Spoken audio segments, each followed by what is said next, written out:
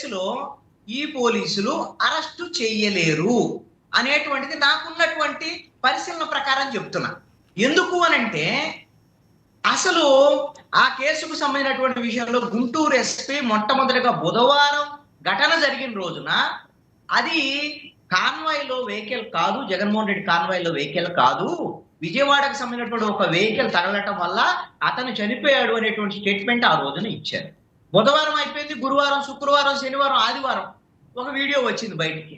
ఆ ఆదివారం వీడియో ఏంటంటే జగన్మోహన్ రెడ్డి కారు కింద ఆయన మనిషి ఉన్నాడు అనేటువంటి దాని మీద. అది 37 సెకండ్ల వీడియో. ఇంకా దానికి ముందు వెనక ఏమీ లేవు, ఏ ఆధారాలు లేవు. సరే, అది ఆ రోజున ఎస్పీ ప్రెస్ కాన్ఫరెన్స్ పెట్టాడు.